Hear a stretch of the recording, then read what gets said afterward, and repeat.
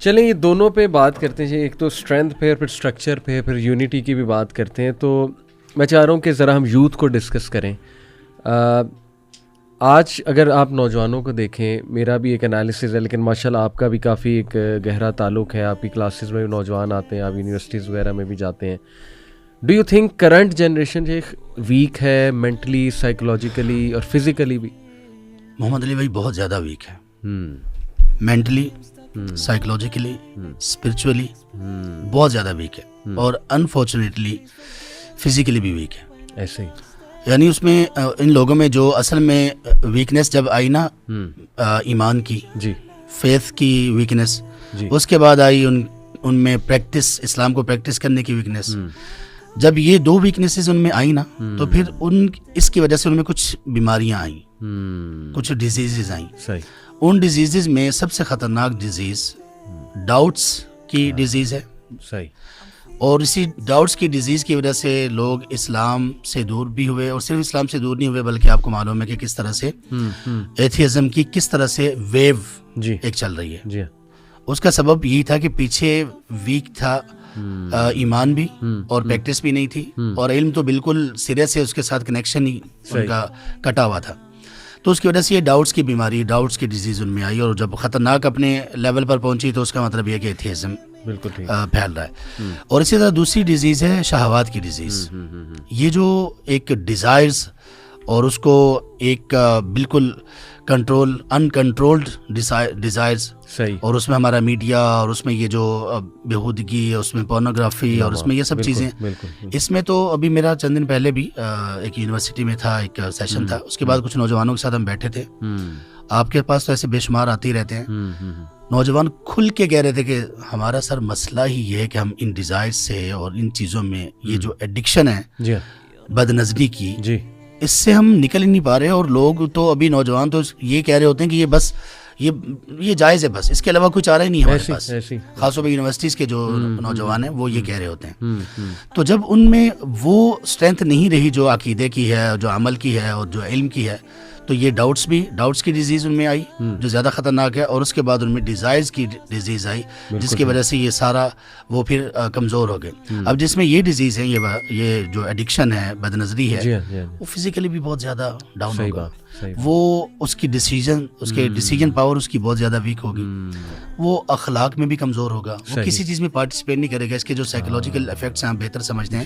ان میں ایک یہ بھی ہے کہ وہ بندہ نا اپنی ہی اندر ایک قبر کھوتا ہے اور اس میں دفن ہوتا رہتا ہے. بالکل صحیح. اور وہ ایک دفعہ کر تو لیتا ہے ایک تھوڑی سی وقت کی لذت کے لیے، وہ اپنے ضمیر کو بھی، اپنے دل کو بھی، اور اپنے وہ جو ایک اسٹرینتھ اس میں ایمان والی ہوتی ہے، ان سب کو بالکل وہ دفن کر دیتا ہے. بالکل ٹھیک. اور اس کے بعد وہ کسی کام کا نہیں رہتا. اور ایسے جو لوگ ہیں ان کے لیے تو جنگ لگے نہ لگے ان کو کوئی فرق نہیں پڑتا، الا یہ کہ کوئی ایسا اللہ کی طرف سے ان کے لیے کوئی آزمائش آ جائے جو ان کو کھڑا کر دے. تو کبھی کبھی جنگ کی صورت میں ایسے لوگ بھی کھڑے ہو جاتے ہیں کہ جو بالکل ایمانی اعتبار سے بالکل گرے پڑے ہوتے ہیں. صحیح.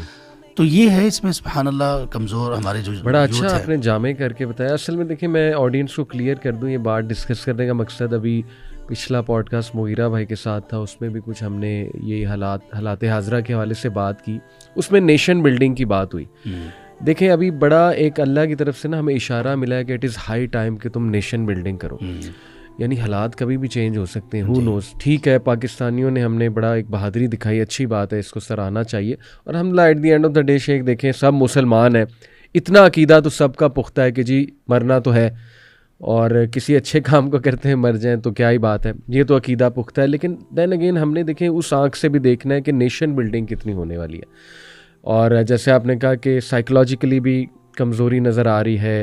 یعنی وہ سکلز جو ریزیلینس ایک بیسک سکل ہے کہ مشکل جب آ جائے تو اس سے کیسے نمٹنا ہے. تو آج آپ دیکھتے ہیں کہ نوجوان نا بالکل گیو اپ کر دیتے ہیں. ایموشنل انٹیلیجنس بھی ویک نظر آتی ہے، یعنی فیصلہ کرنے کی قوت جو آپ نے کہی وہ ویک نظر آتی ہے. پھر چھوٹی چھوٹی باتوں پہ بہت زیادہ ٹیمپر لوز کر دینا، ہمت ہار جانا. تو مجھے تو بڑا ڈر لگتا ہے ٹو بی آنیسٹ کہ شادیاں کیسے چلائیں گے، کیونکہ بڑی ایک وہ اس کے لیے ایموشنل انٹیلیجنس اور وہ اسکل سارے چاہیے. تو انشاءاللہ چلیں ہم پازیٹیو کی طرف آتے ہیں. محمد علی بھائی یہ اس میں نا یہ والا ایک پوائنٹ، خیر یہ تو الگ سے ایک پوائنٹ ایسا ہے کہ اس پہ آپ بہت زیادہ آپ کو پوڈ کاسٹ بھی کرنی چاہیے، لوگوں کو بتانا بھی چاہیے. شادیاں کیسے کامیاب ہوں گی؟ بالکل صحیح. شادیاں کامیاب ہیں ہی نہیں. صحیح. شادیاں بری طرح سے ناکام ہو رہی ہیں. صحیح. بری طرح سے. یعنی ہمارے پاس سب سے زیادہ جو کیسز آتے ہیں لوگوں کے, وہاں پہ لوگ آ رہے ہوتے ہیں ہمارے یہاں الحمدللہ. ایک اچھی بات یہ ہے کہ وہ رجوع کرتے ہیں کہ ہمیں بتائیں کہ اب قرآن و سنت میں ہمارے لیے کیا ہے. سب سے زیادہ ایشوز شادیوں کی ناکامی کے. ڈیورس ریٹ انتہائی الارمنگ ریٹ پر جا چکا ہے, اور نوجوانوں میں یہ سب چیزیں ہو رہی ہیں. 6 مہینے 2 مہینے کے بعد طلاقیں ہو رہی ہیں. تو اس کا بھی یہ ایک بہت بڑا سبب ہے. خیر پازیٹیو چیزیں بھی اس میں آ سکتی ہیں, جیسا بات کر رہے تھے. بات کو کنٹینیو کیجیے. تو میں چاہ رہا تھا کہ ہم پہلے اس پہ بات کریں کہ مینٹل اسٹرینتھ اور یہ فزیکل اسٹرینتھ, اس کے لیے سب سے پہلے تو آپ سے پوچھنا ہے کہ صحابہ نوجوانی کچھ ان کی نظر آتی ہے, مطلب ظاہر ہے کتابیں تو لکھی ہوئی ہیں ان کے بارے میں کافی لوگوں نے, لیکن وہ جو نوجوانی کا ایک فیز ہوتا ہے اس میں صحابہ کی کیا روٹین تھی, کس طرح فوکسڈ رہتے تھے, کیا ایسا مل گیا انہیں کہ ان میں اسٹرینتھ آ گئی؟ ذرا ہم اپنے نوجوانوں کو گائیڈ کریں انشاءاللہ. محمد علی بھائی, اس میں سب سے جو بنیادی چیز ہے نا وہ تھا کہ ان میں جو ایمان ان میں جگایا گیا تھا نا, ان کے دل میں جو ایمان پیدا کیا گیا تھا, وہ ایمان اصل میں ایک ان تمام چیزوں میں وہ ایمان ایک نا روح کی حیثیت رکھتا ہے. جس بندے میں ایمان جتنا مضبوط ہے اتنا ہی زیادہ وہ یوتھفل ہے, اگرچہ اس کی عمر وہ ایجڈ ہو وہ ٹھیک, لیکن جس کا ایمان مضبوط ہے اتنا ہی زیادہ وہ یوتھفل ہے. بالکل. اللہ کے رسول صلی اللہ علیہ وآلہ وصحبہ وسلم آپ کی آخری ایج میں 63 میں بھی آپ دیکھ لیں کہ آپ علیہ السلام نے آخری جو غزوہ کیا وہ سب سے مشکل تھا. آپ کی آخری ایکسپیڈیشن جو تبوک کے سلسلے میں تھی, آپ اس میں سب سے زیادہ توانا اور سب سے زیادہ مشکل, اس میں آپ نے اتنا لمبا سفر کیا. سبحان اللہ. اور آپ علیہ السلام آخر تک بھی آپ کے چند بار یہاں پہ سفید تھے اور چند ایک بار یہاں پہ تھے, اور باقی آپ کا جسم اور آپ کی ہمت سب کچھ, ہم سب سے بہتر اور سب سے زیادہ تو ہمارے لیے بہترین نمونہ آپ صلی اللہ علیہ وسلم. تو باقی بھی جو صحابہ تھے جو اگرچہ ایجڈ تھے لیکن وہ ان میں یوتھفلنس نظر آتی تھی, اس لیے نظر آتی تھی کہ ایمان مضبوط تھا. اب جن لوگوں کے جس قوم کے بوڑھے ایسے ہوں تو ان کے جوان کیسے ہوں گے, سے ہم اندازہ لگا ہی سکتے ہیں.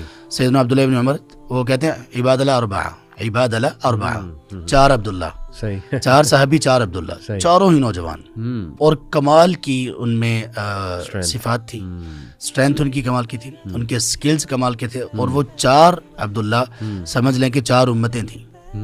عبداللہ ابن عباس رضی اللہ عنہ تفسیر میں فوکسڈ اسٹڈی. بالکل ٹھیک. اور آپ کو حیرانگی ہوگی, بہت سارے ہمارے یوتھ کو یہ معلوم نہیں ہے, جب اللہ کے رسول صلی اللہ علیہ وآلہ وصحبہ وسلم دنیا سے تشریف لے گئے تو سیدنا عبداللہ ابن عباس رضی اللہ عنہ کی عمر 12-13 سال سے, 12 سے 13 سال, اور 12 سے 13 سال کی عمر میں ان کا ایک مقام تھا. اور اس کے بعد پھر 2 سال گزرے کہ سیدنا عمر بن خطاب رضی اللہ عنہ کا دور خلافت آیا. سیدنا عمر بن خطاب رضی اللہ عنہ کے دور خلافت میں آپ کے جو قریب ترین لوگ تھے جن سے آپ مشورہ کیا کرتے تھے, ان میں عبداللہ بن عباس بھی تھے. زبردست. آپ اندازہ کریں کہ ایک وہ شخص, ایک وہ فاتح کہ جس نے دنیا کو فتح کیا, اس کے وزراء میں اور اس کے مشورہ دینے والوں میں ایک 15 سال کا جوان, یعنی کیا پولیٹیکل نالج ہوگا ان کا کہ ان کو اس میں شامل کر لیا, پولیٹیکل نالج ان کا کیا ہوگا, ان کی تدبیر کیسی ہوگی, ان کا فہم کیسا ہوگا. یعنی آپ دیکھیں کہ عمر رضی اللہ عنہ جیسے شخص جس کو اپنا وزیر اور مشیر بنا رہے ہیں تو وہ کیسے ہوں گے. اس کے بعد عبداللہ بن عباس رضی اللہ عنہ یہ ہو کہ تفسیر میں نمایاں ہوئے, عبداللہ ابن عمر رضی اللہ عنہ حدیث میں نمایاں, فقہ الحدیث, حدیث سائنس میں نمایاں, عبداللہ ابن زبیر رضی اللہ عنہ, عبداللہ بن عمر بن عاص, یعنی یہ سارے ایک سے ایک بڑھ کر تھے. تو صحابہ رضی اللہ عنہ میں یوتھ تو اس کی تو کیا بات تھی, سبحان اللہ. اور سیدنا ابو ہریرہ رضی اللہ عنہ آپ دیکھیں کہ ان میں اسٹرینتھ کیسی تھی کہ 3 سال میں وہ تمام صحابہ رضی اللہ عنہ میں سب سے زیادہ نمایاں ہو گئے, اس وجہ سے کہ ان کی جو اسٹرینتھ ایمان کی بات تھی وہ یہ تھی کہ میں ایمان قبول کرنے میں کافی لیٹ ہو گیا ہوں, 7 ہجری میں کیا, اور اس کے بعد انہوں نے وہ 3 سالوں میں سبحان اللہ وہ کر دکھایا اللہ کے فضل سے, اللہ کی رحمت سے, جو باقی کسی سے نہیں ہو پایا. سب سے زیادہ حدیث کیا بات. اور اس حدیث کے علم میں ان کی اسٹرینتھ آپ دیکھیں, وہ کہہ رہے تھے نا کہ اس میں انسان کی ڈیسیجن پاور, ایموشنل اسٹرینتھ اس کی, اور چیزوں کو برداشت کرنا. سیدنا ابو ہریرہ رضی اللہ عنہ یہ کہا کرتے تھے کہ میں کئی یعنی پہر بھوکا رہتا تھا اور آپ صلی اللہ علیہ وسلم کی مجلس کو نہیں چھوڑتا تھا کہ یہ نہ ہو کہ میں مجلس میں نہ ہوں اور آپ کوئی ایسی بات کریں جو میں نہ جان پاؤں. یہاں تک کہ کبھی کبھی بھوک کی وجہ سے کہتے تھے میں بے ہوش ہو جاتا تھا. ایسے ہی تو یہ یعنی ایک اسٹرینتھ تھی صحابہ رضی اللہ عنہ میں, اور ان کے نوجوان سارے ایسے تھے. اور بلکہ میں ایک مرتبہ, ہمارے ایک دوست ہیں, انہوں نے بھی پھر اس کے اوپر پوری ایک سیریز بھی چلائی الحمدللہ. تو ایک موقع پہ یہ میں نے کہا تھا کہ آپ لوگوں نے جو ہیروز سنے, ہم لوگوں نے, ہماری یوتھ نے, ایک مطلب حقیر سا ایک کیڑا ہے, اللہ کی مخلوق ہے, ایک حقیر سا کیڑا ہے, اور اس کے مقابلے میں انسان ایک اشرف المخلوقات اور احسن تقویم. ہمارا کیسا دماغ کے اوپر کیسے افیکٹ کیا ہم لوگوں نے. اسپائڈر مین, کہاں اسپائڈر کہاں مین, کہاں اسپائڈر کہاں مین, کہاں وہ جس کے بارے میں اللہ تعالیٰ نے کہا لقد خلقنا الانسان فی احسن تقویم, وہ کہاں یہ اسپائڈر. ہم لوگوں نے ان لوگوں کو اپنا وہ بنا لیا کہ یہ ہیروز ہیں, اور سب کچھ خیالی, سب ڈرامہ, سب مووی, سب فکشن. اور وہ نوجوان, وہ صحابہ, میں نے چند ایک سوال کیے تو بعد میں لوگوں نے تجسس کیا کہ اس کے بارے میں مزید بتائیں. وہ کون سے صحابی تھے جن کی جو ایسے فاسٹ رنر تھے کہ گھوڑے ان کی سپیڈ کو نہیں پہنچ سکتے تھے. یہ مطلب حقیقت بات ہے. اور وہ کون سے تھے کہ جن کی تلوار ایسی تھی کہ وہ تلوار زرہ کے ساتھ بندے کو 2 ٹکڑوں میں کاٹ دیتی تھی, اور یہ ہوا بھی. وہ کون سے صحابی تھے جن کی ایک میدان جنگ میں 9 تلواریں ان کے ہاتھ سے ٹوٹی. یعنی یہ ڈرامہ نہیں ہے, یہ حقیقت ہے. وہ کون سے صحابی تھے جن کی ایک کی گواہی 2 کے برابر تھی. یعنی ایسے ایسے کارنامے ان لوگوں نے انجام دیے, اور وہ جو 11,000 کے برابر تھے جی ابو بکر صدیق نے وہ جو بیچے تھے. تو یعنی یہ ساری چیزیں حقیقت میں جو ہو چکی ہیں, اس کا ہم میں سے بہت کم لوگوں کو علم ہے اور پتہ ہی نہیں ہے. اور یہ بیٹ مین اور یہ اسپائڈر مین اور یہ فلاں اور یہ فلاں خوابوں کی دنیا ہے, بالکل دھوکہ ہے, اور اس میں ہم لوگ جی رہے ہیں.